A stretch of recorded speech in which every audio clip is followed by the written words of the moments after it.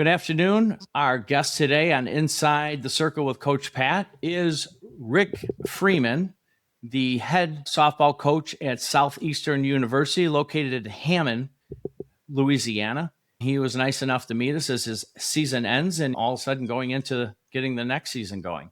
The Lions had a very successful season, once again appearing in the NCAA tournament. They had a record of 44-12 and went 24-3 in winning the Southland Conference this year. Coach Freeman, thanks for meeting with us today and taking time. I know you're a busy schedule as you get into the recruiting portion. I wanted to talk today about a couple things, most importantly, team culture. And everybody talks about team culture and what their definition of team culture is. You've been able to have a long sustaining career of success with different teams, different young athletes that come into your program. And I more specifically want to know how you build it, what went into your mind frame of building it, how you sustained it. Secondly, those times that you need to rely on that culture when things aren't going perfectly. I know you've had some success through this year, and I believe your team had a 25-game winning streak at one time. And then the last thing that I think our listeners would like to know is what part of your culture and your building do you look at when you're recruiting young athletes to come into your program? These are young ladies that are coming in a lot of times out of high school, and they're in your hands for 4 years. And what you try to get them to learn, experience, and life skills that they leave with. So thanks for meeting with us today, and I'll hand that over to you. Sure. Thank you, Pat. I greatly appreciate it. It's an honor to be here. We've had a great run thus far here at Southeastern Louisiana. Call it Title Town because a lot of the sports here within the athletic department have won conference championships. And I think in the last 2 years, all but one sport hasn't. We've done a great job. The athletic director, the president, Dr. Wainwright, our AD, J.R. Teagues, he's a former college baseball coach, serves as the president of the NCAA baseball committee chair. And when you got people that, sit in those type roles, they get it. They operate at a very high level. Jay's never told me no. He's allowed me to have vision for our program from day one. I remember sitting before him in a committee and just kind of sharing with him my vision that, Jay, I'm coming here to do what's never been done before. Southeastern had a program for 30-something years. They had only 4 winning seasons. They were on probation, never won a conference championship, no player of the year at a conference, no regional appearance. So in the last, I think, 5 years, we've won 40 games. We've won 47. And then 47, and then 50, and then we won 46 games this past year.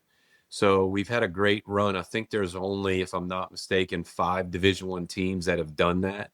I want to say it's like Oklahoma, Oregon, Texas, Tennessee, Southeastern, and maybe one more. So for us to be doing it at the mid-major level is, I think, extremely impressive to the softball world in today's landscape without the major NIL deals and packages. So you have to be creative. I think the Lord gives you the ability to create. I think the opposite of creativity was depression. And he gives us that mind to create our vision for the program. And the word says that people perish without vision. And so we've made the vision very clear here at Southeastern. We want to use this platform to glorify the Lord, first and foremost, to impact the world, not just the state of Louisiana, not just our softball program, not just our region, not just the United States. Our players have left and competed internationally on the pro level. So why put them in a box when it comes to culture or vision or championships or self-improvement? Our team retreat in the beginning of the season is a big, big deal in August, September time. We put our players out at the beach for a retreat for about 3 days. And we know when we leave there, what kind of team we're going to have. And so they interact, they gel, they get to share their stories. The coaching staff does as well. We play games, there's skits, there's some team building stuff. We prepare our own meals.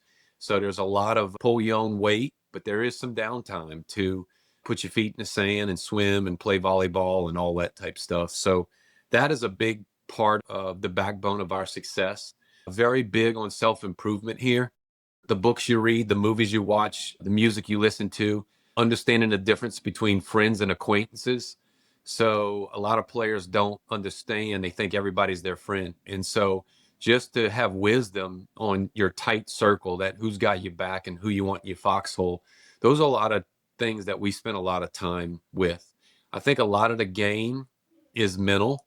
And prior to us turning on the camera in our early conversation, you talked about, someone may want to send me to home runs.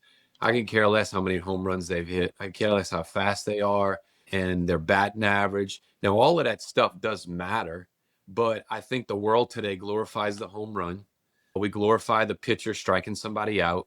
And a great mentor of mine, Tony Robichaux, who's since passed and is with the Lord now, mentored me and would always say, Rick, you can't put bad people in an organization and expect the organization to be successful. So the last 5 years around here, we've had phenomenal people in our program, both assistant coaches and players. Is it perfect? Absolutely not. We're all broken. We're all on our journey. We all have hurts, habits, and hangups, but is the player willing to develop?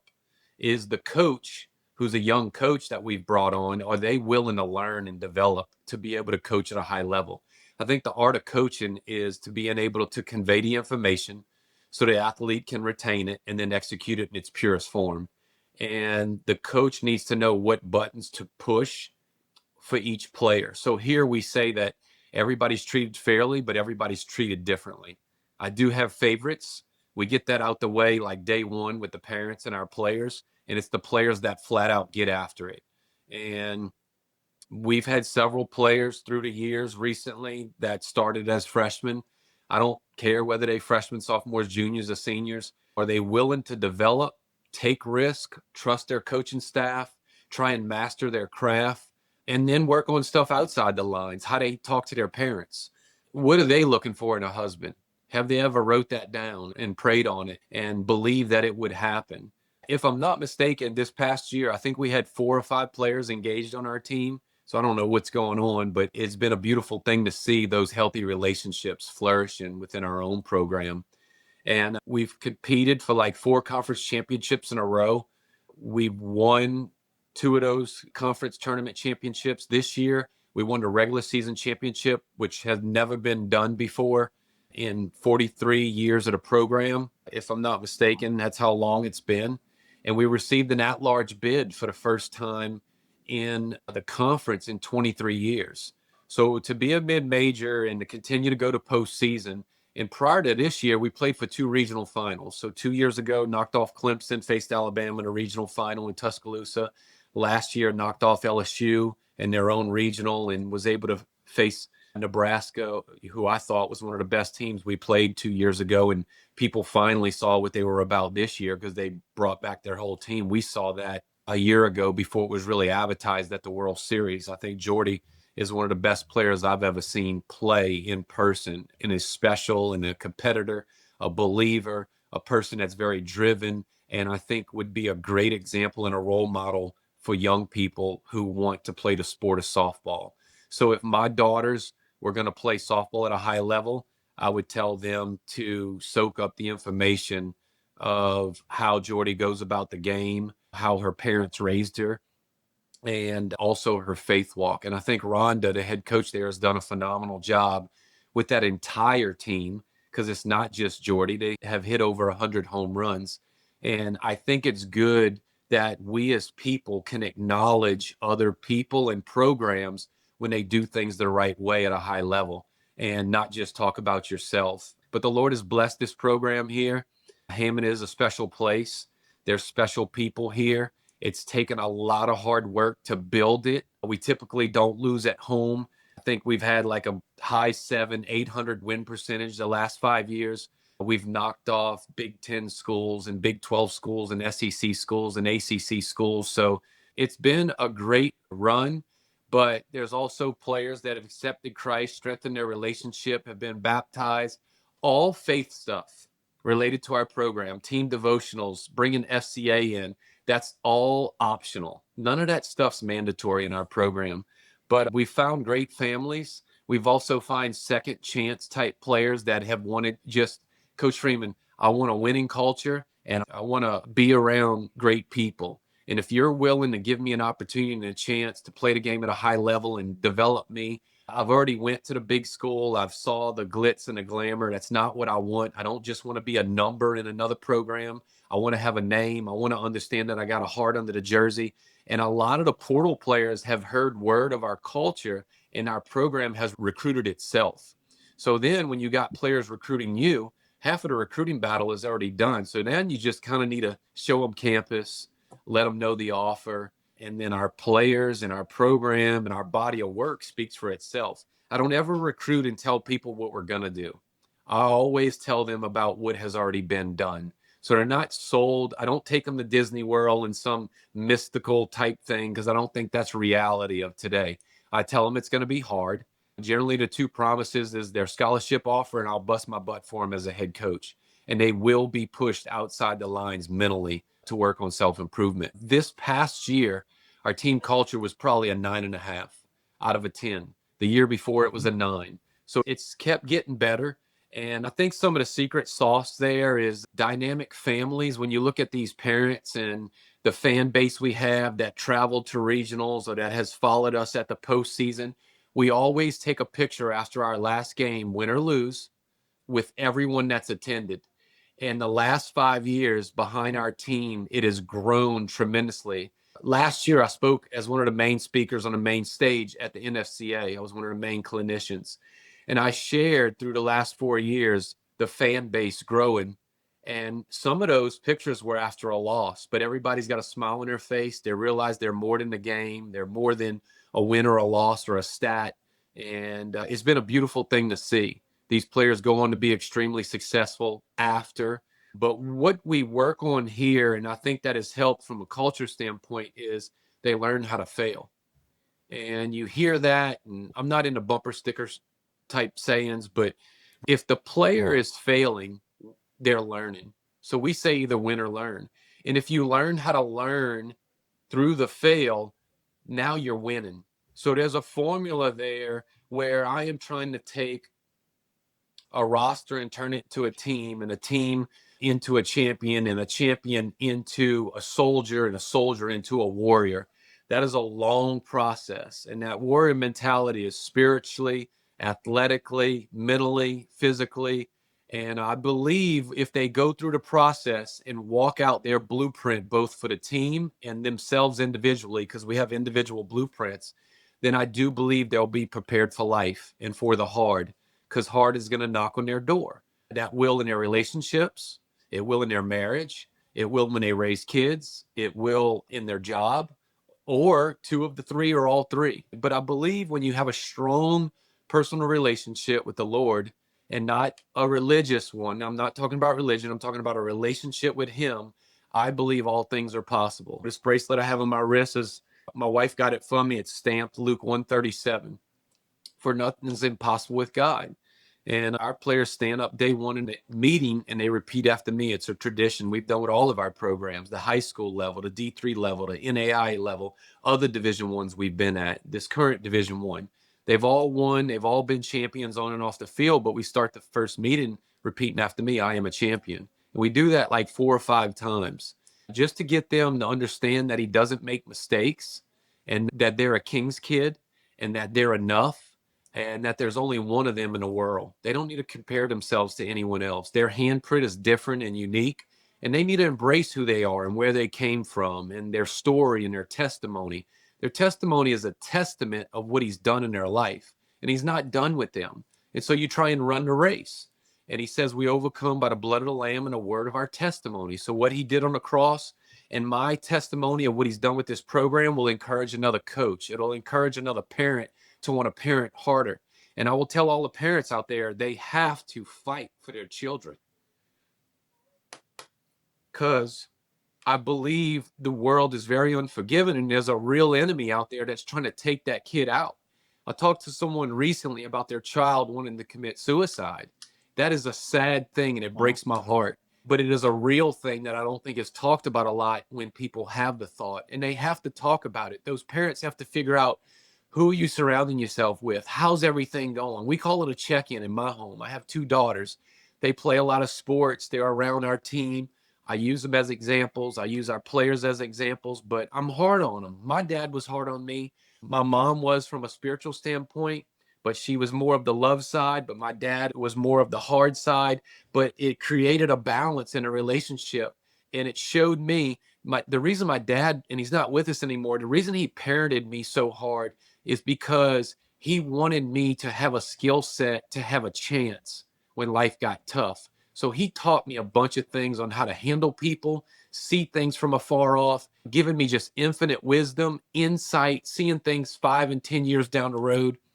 He always taught me, work with what you got, don't look at what you don't got. And the big time can be where you're at. So I've coached 8-year-olds. When COVID was here, I said I would take the Cal Ripken approach throughout my daughter's youth, and I'll coach them at home, but I'm not going to coach them at the park. Well, COVID hit, no dad signed up. These two angels link up, must have had a conversation in a secret meeting. They walk in the living room and go, "Hey, Dad, no other dad stepped up. There's no coaches. Are you going to step up?" And I was like, wow. And so I answered the bell. We won a little rec championship at 8U. We did it at 10. We did it at 12. And that was when a lot of people wasn't out and about. And it was very touch and go during that time. But our family pressed in. We practiced right across the street from my house. My dad cut the field. We lined it out and we practiced for like an hour and 15 minutes. And when practice was over, an hour 15, my timer went off. I threw everything in a wagon and I pulled it across the street and I went home. And these players were able to have their lives back. We didn't practice for 3 hours. We emphasized the family dynamic. I told the parents, just be a great parent and support your kid, whether they win or lose. And be there when they go 4 for 4 or 0 for 4. And we tell our own parents the same thing. I have a parent call in the beginning of the season with our own parents. I give them the hotel information. Our program does not have curfews. They're not really in study hall if they're not an academic liability. They're treated as adults here. And I'm trying to get them to transition from a young person to an adult. It's those college years where they're trying to find themselves. And I want them to find themselves their freshman year, not their senior year. So I think that's why there's a lot of maturity on our team, and that's why they can handle failure. That's why they realize they're not alone, and they can link up and they can battle against these P4 schools that have 3,000 and 4,000 people screaming against us when we go on the road to take them out. And I have worked very hard, and my wife has as well, and the rest of the staff, to train our team that if the bus gets you there, our program believes they can win. The 3 umpires show up. We got those optic colored softballs, and the bus gets us there. And our group doesn't care if they eat a PBJ or a steak. We want them to say thank you and win. And so we have a low maintenance group. I try and spoil them. They have a bunch of different uniforms, bunch of different equipment. We run it like a professional program, but I expect a lot. I want them to leave restaurants with their chair pushed in and tell a wait staff thank you. I want them to board the bus a certain way. I want them to wear the uniform a certain way. I want them to put the eye black on a certain way. And all of that is done on getting to Oklahoma City. You don't get to Oklahoma City to the World Series and then decide to get on the bus a certain way, take BP a certain way, take the field a certain way. We want to out hustle every opponent we have. We want to respect the game. We want to be the classiest Division I team out there, and we want to be extremely tough. And we want to work like ants and hunt like sharks, but be a lady outside the lines. And so you can respect the umpires, and you can hold yourself to a high standard as well. And so on the recruiting piece, we're looking for special. We're looking for players that play with an edge, who have athletic abilities, that play multiple sports. We typically recruit the middle of the field: pitchers, catchers, shortstop, center fielders. You know, this past year, we had 3 center fielders in the outfield, 4 shortstops on the infield. Our pitching staff was number 5 in the country, I think, in pitching ERA. And that's over 300 schools. And our offense is normally top 10, top 15. So we're pretty good on both sides of the ball. Led the nation in triples this year. I can go on and bore you with stats. But most importantly, these players here want to work on self-improvement. We find that out in the recruiting process. But we don't just need great people, right? I tell my wife all the time, we're not running a soup kitchen, just as a joke. We need them to be able to have talent and want to go down a dark alley and have a little backbone to them and a little moxie and a little grit. We got a lot of local talent and bordering state talent. So, girls in the South here in South Louisiana, they'll stir the gumbo pot and then get after it. And they'll hunt with dad and fish and drag their own deer out of the woods. But we also have some players from Nebraska and Canada and Texas and Florida. I just pray, Lord, send the people that are supposed to be here and remove the ones that are not. And I'm okay with if it's for a year or 2 years or 3 years. And I think we're getting away from the 5, 6, and 7 year players. I think that's going to get taken care of. But I'm glad that some of those players did get some of that back because they had that taken away in their high school with COVID or something like that. And once it's done, my mom taught me this, and in closing, and my dad as well, everything's going to come to an end. So there's only so many more swings they got, so many more handshake lines they're going to go through, so many more snowballs they're going to go get after the game. But the parent needs to learn to read the kid and not do the talk on the way home. You need to do this. You need to do that. Some days it's, hey, let's go get a snowball. And then not even talk about softball and just love on one another and watch the sun go down and hug a neck and just tell them that, hey, you're a great kid. Thank you for keeping your grades up and not, getting out your window at night, not stealing the car to go to your friend's house down the street. Thank you for being a respectful young person who's carrying the family name. And I think if the parents can edify the good that that young person's doing in travel ball and in rec ball and any sport they play, I think there's going to be more of a community factor in the dynamic of the home, which is going to be edifying. Every person wants two things: love and acceptance. The problem is young people just go about it the wrong way to get it, that attention.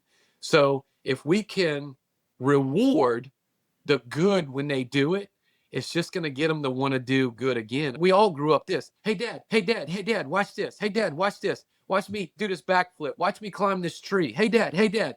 And the dad's kind of like, oh, I'm busy. The dad needs to put the busyness down and realize there's a small window. Because before you know it, you're walking that daughter down the aisle. Before you know it, that casket closes like it did with my father. But that's all going to happen. And I said this on one of the press conferences a year ago there to the media. And I think it's important. We all need to hear it. All people are going to die, but few people are actually going to live.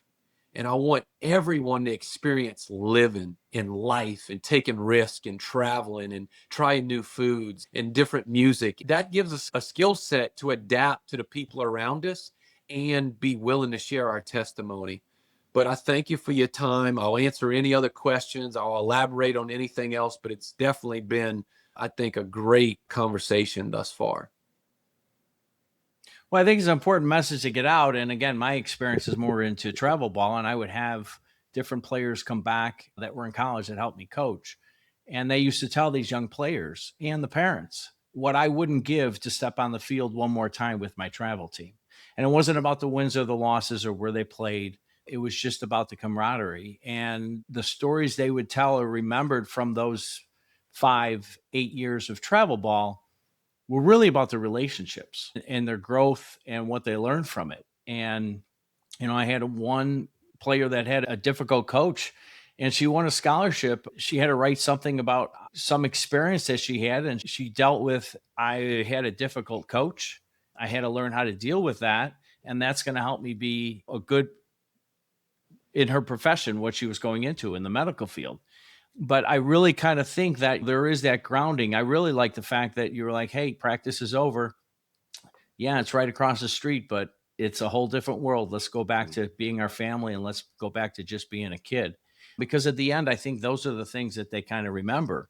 It's getting younger and younger. When I started doing this, you could recruit at 14 and they've changed that. But yet the recruiting portion of that still gets in people's minds and showcasing and all that at this young age where it's like, hey, just have a good team, Right.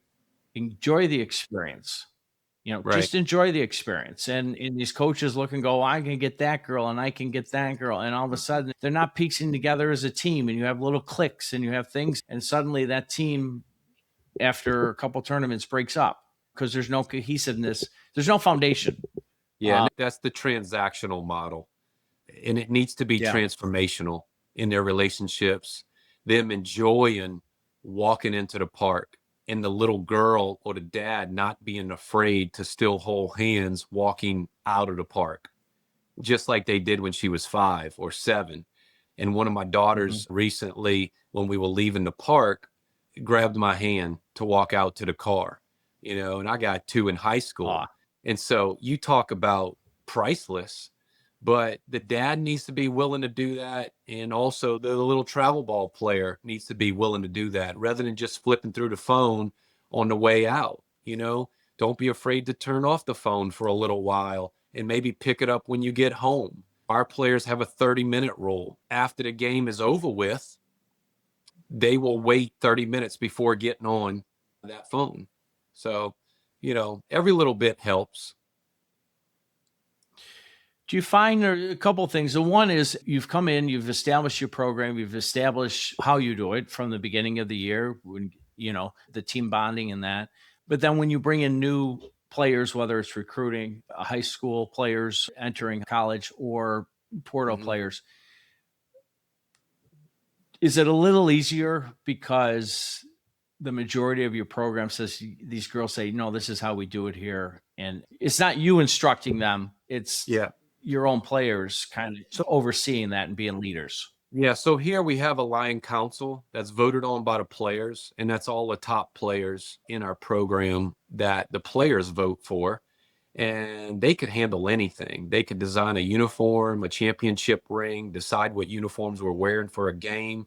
They could call up a team meeting. They could talk to someone in the parking lot and tell her how she needs to change her attitude, or she could transfer and leave, but in the right, respectful way, but firm way, because they want to Right. chase greatness and this person's in the way.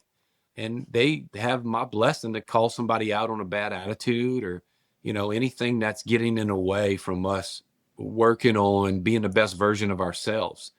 And I've laid that out for years. And each year it's gotten better with the team having the keys to the program. But early Okay. years, there was a lot of complainers. And I would say, why aren't you on Lion Council? Well, they don't have an answer for that, right? They want to complain. And I'm like, why don't you become a leader? And then you could decide how these things are done. But that's different, right? And generally, you know, A's and B's don't get along. I mean, B don't like A, A's operating on a high level, and sometimes those people can't get on the same page. But the goal also should be in a recruiting process when the dynamic of the team is this person in level 1, 2, or 3. I think the threes you got to stay away from. That's in the bottom. They want to do just enough. They want to cut corners. I use this model of 4 animals. You have a lion, you have a chameleon, a turtle, and a bull. And we've all in travel ball Okay. played with the bull. The bull is the loudest person in a room. They don't want instruction. You can win a championship with them, but you also can lose it. But we know where the bull stands. And then you got the turtle. You don't want them in the box with the game on the line. Normally a good student, very respectful. They don't want to take risks. They're happy on their log. So then you got the chameleon, the most dangerous one on the board. And we've all had so-called friends that were chameleons, but they blend, right? Coach is great one day, coach is not so good the next day. They love softball, they hate softball. It's kind of the politician. You just got to kind of watch having them in your circle. And then you have the lion. The lion does 3 things: reveals, receives, and trusts. Hey, coach, I'm having a bad day. I need you. And then they're willing to receive. Okay, listen, you're wrapping around the ball. You're a pull side out.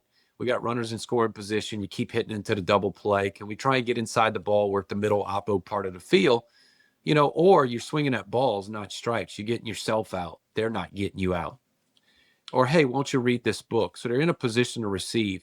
And then trust, which is the hard thing sometimes for young people to do, is because dad might have not done a good job and they have a bad model. And so there's a barrier for me and them being a male figure. Or they've had a bunch of bad boyfriends. And what that boyfriend has told them has been negativity. And so they associate that with that. And rather than seeing themselves as beautiful and different and unique and kicking that guy to the curb because he doesn't have a firm handshake with dad and he doesn't open the door for you. So if they don't look for this stuff and are taught, then they just don't know. So we try and teach them to be lions. But I will say this, all of us have all four qualities in us. It's just a matter of what quadrant do you want to live in each day. So I'm trying to recruit lions or people that want to become lions. And that's your mascot name as well. So how apropos is that? Yeah. Because sometimes, I've seen from my experiences where you have this player and as you get into it, you realize they're a good player, but they don't love the game and they're a young player. And sometimes those players say, hey, I don't really want to do this, but my parents, they'd be upset if I step away. But they really don't love it. And it's a lot of time, energy. You've got to love it. It's interesting is you mentioned a couple things about talking to a player and hitting inside the ball and those type of things. And that's really kind of the big part of what we've actually talked about with the actual game within the lines. And that was important to this conversation because I think there's so much more than once you step into that batter's box that goes into it, whether it's developing that player, developing that team, and having a foundation in them, both in their team and in their faith. So I really do appreciate your time for that because I think that's important. I think before you step in the box, there's so much that as a team and as an individual is important to have a good foundation in. So I want to thank you for your time. And again, the Southeastern Louisiana Lions, 43 years, but the last 5 years have been something else. So well, thank you for your time and God bless you. Thanks for spending some time inside the circle with me today. If this episode hit home with you, please share it with another coach, parent, or player who needs to hear it. That's how we grow this community. We're in this circle together. You can find us on Apple Podcasts, Spotify, and YouTube. And if you want to stay connected, head over to CoachPatFastPitch.com to sign up for my newsletter. Until the next time, keep it in the circle. I'm Coach Pat, and I'll see you on the diamond.